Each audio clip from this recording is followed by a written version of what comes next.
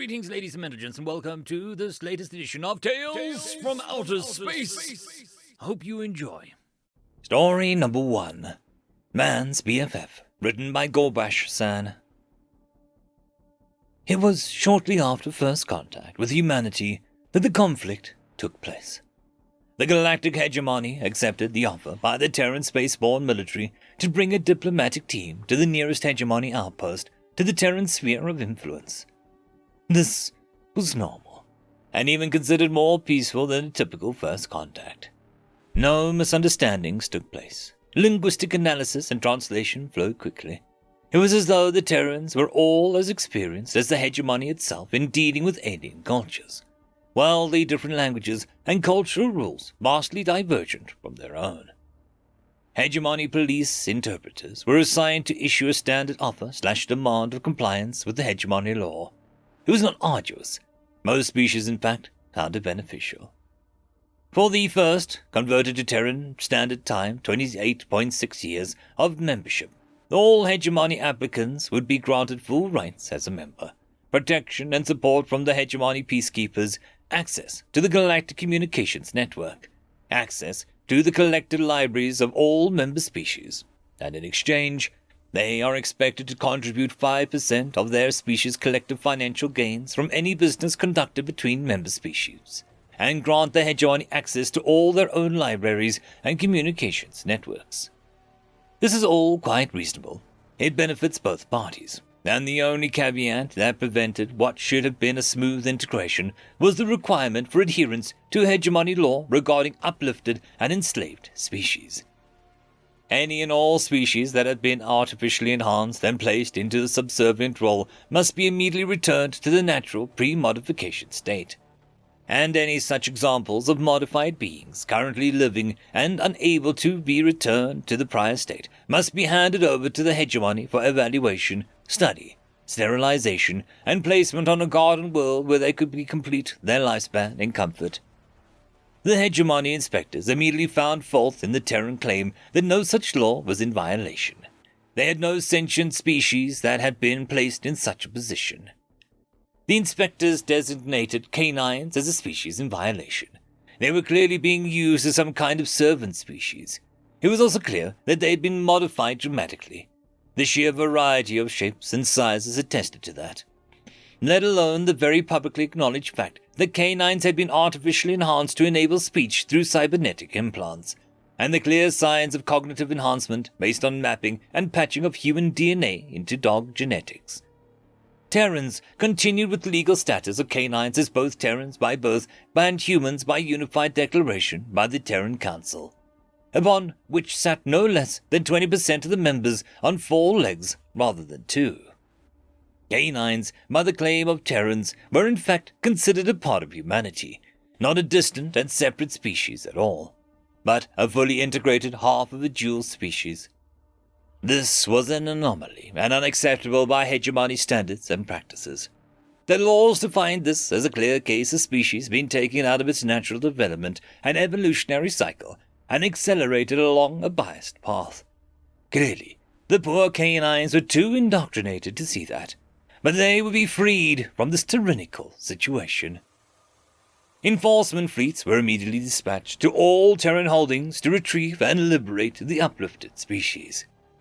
What followed was a series of messy, confused, and blood-drenched incidents involving many hegemony representatives, officers, and enforcers suffering lacerations, puncture wounds, and various other injuries, all from the supposedly enslaved race that they were there to set free. At the same time, the hegemony court system was beset with thousands of new cases, all originated from the Terrans, the vast majority of which were fielded by legal firms apparently owned and operated by Terrans of the canine variety, citing accounts of assault by hegemony representatives whose jurisdiction was in question as a membership to the hegemony had not yet been finalized. There were also cases exploring hegemony-instigated racism, institutionalized discrimination based on genome, refusal to recognize declared species of preference, individual rights and self-determination of species, inadequate consultation by government representatives regarding legal status, assumption of authority in regards to biological humans being accused of owning canine humans, and a host of minor personal injury, emotional distress, and disruption of business cases. A civil rights advocacy group calling itself Best Friends Forever somehow found a way to access the Hegemony Galactic Communications Network and began spreading reports of the incidents with the Liberation Fleet, skewed in ways to bias the viewer's opinions towards the group's view on the situation as discriminatory and an overreach of power and authority, downplaying the actual legality and wording the regulatory laws and guidelines that had been in place for millennia. The same group also began instigating protests in front of the judicial officers handling one of the Terran-initiated cases or claims, calling for people to demand the cases be heard and upheld, accusing the courts of discrimination against outsiders, despite the fact that some had only been filed more than hours before the protest and had not even been put on the docket, let alone seen by any judicial representative in a position to act on them. The Hegemony member races would never again be clean from the meme flood that accompanied every aspect of the conflict.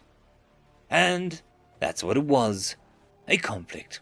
Never a war, never a movement, never anything else definable. It was just an endless conflict. Every time an aspect or a specific incident or case was resolved or acknowledged and reparations made, another rose in its place. The legal and social fallout, even if all cases were resolved quickly and peacefully, would be decades upon decades of handling. Entire species would reject hegemony authority and withdraw from pacts held by countless generations.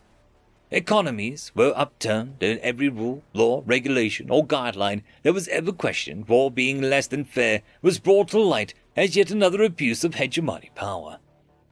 Never mind that many of these laws had been carefully balanced to fit among hundreds of species over time so as to minimize harm or unfair treatment to any single member race, or provide advantage over other races to anyone. Such a system can never be perfect, but it functioned until the Terrans were subjected to one of the very first and oldest laws in the books. And worst of all, they were persistent and vindictive. It was as though each and every one of them, both 2- and 4-legged, was so insulted and enraged at the attempt to liberate the canines that they had dedicated their lives to making everyone and everything involved in the incident pay dearly for it. One thing was clear, looking back on the conflict. Never try to come between a man and dog. There is no gap to find between them. Truly, they are one and the same, and neither forgiving when you hurt the other. End of story. Story number 2, Sport Ball, written by Cal Wallace. Electronic message to Overseer, Grand.Overseer Unit 1 at grandservers.hrg.lk1 from Biological Unit 47. Biologic.Unit 47 at grandservers.hrg.lk47. Research Outpost 48277. Regarding Human Habitats Report 87W41PO Sports. Overseer, please see my report on human pastime of sports. Sports appear to be a reflection of the highly competitive and aggressive evolutionary process of their homeworld, Earth. As our studies show, their genetic progress relies on an adaptive, yet slow, form of inherent mutations. Cole assures me that this is known as kill or be killed.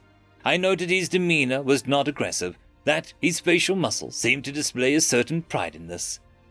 As a species that developed on a death world, with a high gravity, dangerous and highly aggressive and intelligent predators, and all manner of venomous fauna and poisonous flora, it appears that they celebrate both mental fortitude and physical strength, despite their limited intelligence due to their common ancestry. See entries: ground apes, the Dark Ages, politicians. Their robust physicality is well known. I have deduced that sports, and their associated fervor by which other humans view and follow these games, are an unconscious desire to feel as a part of a tribe, and to have means of venting their inherent, deep-rooted violence and challenging nature. Carl, our previous test subject, took me to a sports game called boxing. In the sports game, 2 humans, usually of similar genders, weight and height, face each other in a square, for some reason called a ring, and proceed to assault one another with padded hand coverings. This continues until the ceremonial bell rings, the rotund human in terrible striped camouflage waves madly, or one of the humans is rendered unconscious. When pressed as to the reasons for this battle to occur, it is apparent the two humans fight do not know each other at all, and aside from a forced conflict have no call to destroy one another. Cole assured me that is fun and exciting. Quote, "They smack each other about, gets the blood pumping. Now shut up. I got money on this." See entry, gambling. Despite the obvious barbarity on display, the human crowd grew excited enough for me to lower my oral receptors, and my scan showed elevated levels of adrenal fluid and cortisol, as well as increased respiratory and circulatory functions. The next day, Carl, with his winnings from the game, see entry, gift, took us to a game of football. He assures me that this is different from damned yank football, which illogically involves the hands and only once or twice appears to involve the human lower limbs, aside from the occasional stamping of the head organs, sexual organs, and running. Two teams of garishly clad humans, always of the same gender as their opposition, line up in varying battle formations.